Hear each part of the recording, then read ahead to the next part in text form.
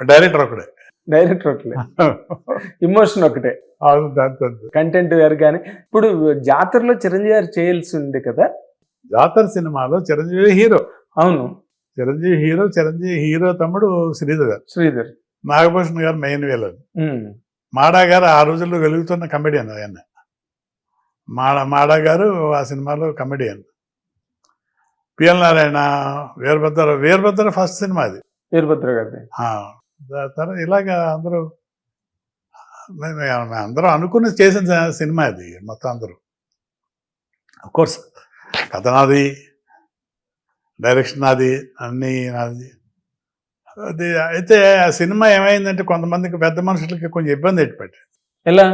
First cinema చేస్తాను, నా కెరీర్లో నా ఫస్ట్ సినిమా అది. అలాగే చిరంజీవి కెరియర్లో యాజ్ అ హీరో ఫస్ట్ సినిమా అది. అంటే మా సినిమా లేట్గా వచ్చింది. దాంతో ఆటోమేటిక్గా ఇంకో సినిమా ఫస్ట్ సినిమా అయింది చిరంజీవికి. చిరంజీవి సినిమా చేసిన తర్వాత చిరంజీవి చేశాడు, చాలా గొప్ప అందంగా చేశాడు, చాలా కష్టపడ్డాడు. ఇంక ఈ ఊళ్ళో ఇలాంటి దిక్కుమాలి చావులు ఉండకుండా, ఇలాంటి ఘటనలు జరగకుండా మీరంతా ఒకటి. అసలు మీకు చెప్తాను ఎంత కష్టపడ్డా అంటే నేను ఆ రోజుల్లో అన్నాను, చిరంజీవి దేశాన్ని వెళ్తా, గ్యారంటీ దేశాన్ని వెళ్తా, చూస్తావు చూడండి అని చెప్పాను. వద్దన్నా నాకు ఒక 5 సీన్లు వేషం వేయాను చాలు, మళ్ళీ ఇంకో సినిమాలు అన్నా. అవన్నీ కాదు, యూ విల్ బి హీరో, డౌటే లేదు, అనుమానం లేదు. Not only that, sensation create చేస్తాను, నీకు అంత కాన్సన్ట్రేషన్ ఉంది. చెప్పిన విషయాన్ని వెంటనే పట్టుకుని దాన్ని ఇంప్లిమెంట్ చేయడానికి ట్రై చేయటం అన్నది చాలా తక్కువ మంది యాక్టర్స్లో ఉంది ఇవాళ. You did a wonderful job సినిమాలో అని చెప్పాను. చాలా సంతోషపడ్డాడు. తర్వాత తను సక్సెస్ అయిన తర్వాత తను చెప్పాడు, కంగ్రాచులేషన్ చెప్పాడు, నేను ఆనందపడ్డాను. బట్ జరిగింది ఏంటంటే అండి, చిత్ర పరిశ్రమ కొంచెం ఇబ్బంది పెట్టింది ఆ సినిమా. ఎందుకు అండి? అది హీరో లేదు, హీరోయిన్ లేదు, విలన్ లేడు, ఇలాగా రకరకాల క్యారెక్టర్స్ ఉన్నాయి తప్పితే మా రొటీన్ ఫార్ములా ప్రకారం ఏవీ లేవు. దాంతో కొంతమందికి ఇబ్బంది కలిగింది. మరి రేపొద్దున మనం సక్సెస్ అయితే ఏంటి అంటే, సక్సెస్ అవ్వకూడదా ఆ సినిమా, అలాంటి సినిమాలు సక్సెస్ అవ్వకూడదా అని ఇవన్నీ ఆర్గ్యుమెంట్స్ ఇవన్నీ పడ్డాయి, డిస్కషన్స్. మా గురుగారు కూడా దాన్ని వ్యతిరేకించారు, దాసనారాయణరావు కూడా వ్యతిరేకించారు. ఏంటి సినిమా ఇది, మేమంతా కూడా నిన్ను ఫాలో అవ్వాలా అని ఇలాగంటే పెద్ద పెద్ద మాటలు మాట్లాడాడు ఆయన. సరే, నేను నమ్మేను, ఈ సినిమా తీస్తే బాగుంటుంది అనుకున్నాను. ఆడినా ఆడకపోయినా, ప్రేక్షకులు చూసినా చూడకపోయినా, ఇదే నా సినిమా అంతే, దట్స్ ఆల్. ఇక ఇంకా దాని గురించి డిస్కషన్ లేకుండా చేశాడు. తర్వాత మళ్ళీ అందరూ కదిలింది ఎప్పుడంటే చైతన్య రథం సినిమా కూడా. కానీ మీరు మధ్యలో ఒక పాయింట్ మిస్ అయ్యారు, చైతన్య రథం గురించి చెప్పారు. కానీ అరవింద్ గారు మీకు ఎందుకు సినిమా చూపించారు రంగస్థలం? అరవింద్ గారు నాకు ఏం చూపించలేదండి. మరి ఎవరు చూడమన్నారు, చూసారా రంగస్థలం చూసారా అని అడిగాడు నన్ను ఒక పెళ్ళిలో కలిసినప్పుడు. చూడలేదండి అని. నేను నాకు తిక్క ఉంది, చూడాల్సింది గొప్ప సినిమా అన్నాను. అది ఇలాంటి తిక్క మాటలు అంటూ ఉంటాను నేను. ఎలాంటిదో ఒకసారి చూడండి అన్నాడు ఆయన. తక్కువడేం కాదు. అరవింద్ గారు నేను కలిసినప్పుడు తప్పనిసరిగా ఏదో ఒక పంచి ఒకటి వస్తుంది. ఒకసారి ఏమైందంటే, సుబ్బారావు కోపం వచ్చిన సినిమా ప్రివ్యూకి పిలిచాను. అప్పటికే పెళ్ళి మాటలు జరుగుతూ ఉన్నాయి చిరంజీవికి, అరవింద్ వాళ్ళ సిస్టర్కి. సినిమా పూర్తయింది. అయిన తర్వాత అందరూ అప్రిషియేట్ చేశారు, చాలా బాగుంది సినిమా అది ఇది అని చెప్పేసి అన్నారు. నేను గౌగవ పెడుతూ అరవింద్ గారిని పలకరించాను.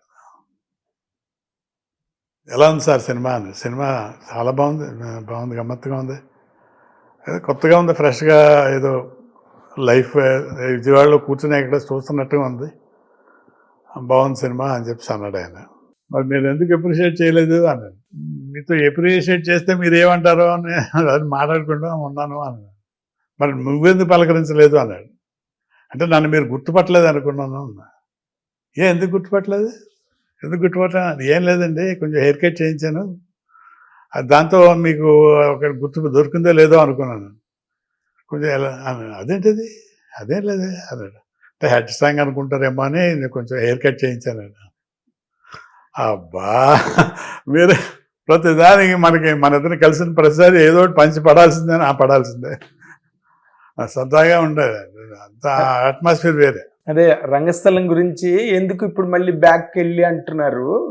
అంటే రంగస్థలం, వాళ్ళ రంగస్థలం అనుకున్న గ్యారంటీకి తీసుకుంటారని నేను సినిమా చూసిన తర్వాత అనుకున్నాను. అంటే మొత్తం సినిమా ఏం కాదు, కొన్ని క్యారెక్టర్స్ ఉన్నాయి, కొన్ని సీన్స్ ఉన్నాయి, వాళ్ళు కష్టపడ్డారు. ఇప్పుడు జాతర సినిమాకి ఉన్న స్పెషాలిటీ ఏంటంటే Chiranjeevi cooperation is the best, highest cooperation. Chiranjeevi లాంటి హీరో కనుక సినిమాకి దొరకకుండా ఆ సినిమా అలా వచ్చి ఉండేది కాదు. కారణం ఏంటంటే మేము క్లైమాక్స్ తీస్తున్నాం. క్లైమాక్స్ అది బురద మట్టి అనమాట. ఆ సకినేటిపల్లిలో బురద మట్టి, ఆ బురద మట్టి మధ్యలో నాగభూషణ్ గారు, చిరంజీవి గారు, తర్వాత ఎవరు, శ్రీధర్, అందరూ పెద్ద గ్రూప్ ఫైట్ అండి. ఈ గ్రూప్ ఫైట్లో జరుగుతూ ఉన్నటువంటి స్టార్ట్ చేసాము. ఒక 11, 12 ఆ ప్రాంతానికి చిరంజీవి సత్యం నడుస్తున్నాడు గట్టిగా, మధ్యలో చైర్ మధ్యలో ఉన్నాడు. నేనేమో కెమెరా పెట్టుకుని ఎక్కడి నుంచి ఎలా వద్దామని చెప్పేసి నేను నా దారి నేను ఏం చీరు అని అంటే, ఒకసారి రా తొందర అని చెప్పేసి అన్నాడు. పరిగెట్టుకుంటే ఏదో జరిగిందని అర్థం. సో చూస్తే ఏంటంటే అక్కడ ప్యాంట్ ఇదంతా బ్లడ్ అయిపోయింది మొత్తం, ఇంకా వచ్చేస్తుంది కూడా, ఊజైపోయి వచ్చేస్తుంది బ్లడ్. ఏంటది అని ఏమో నాకు అర్థం కావట్లేదు. అప్పుడు ఆ పక్కలో చేలో పనిచేసే అతను వచ్చి, జలగ కుట్టిందండి అని, ఎందుకని తప్పకుండా అని చెప్పేసి అని ఆ పక్కన ఉన్న ఇది ఇలా కర్ర లాంటిది ఒకటి ఉంది, అటు పెట్టి ఇలా అన్నాడు ఆయన. అనగానే అది ఊడిపోయింది. అసలు ఆ సీన్ చూసిన తర్వాత, ఆ సీన్లో తను ఇన్వాల్వ్ అయి ఉన్న తర్వాత ఏ యాక్టర్ కూడా పనిచేయడు, ఎందుకంటే అంత బ్లడ్ అలా వచ్చేస్తుంది. నేను లొకేషన్ మార్చేద్దాం సిరు, మనం వేరే లొకేషన్లోకి వెళ్దాం.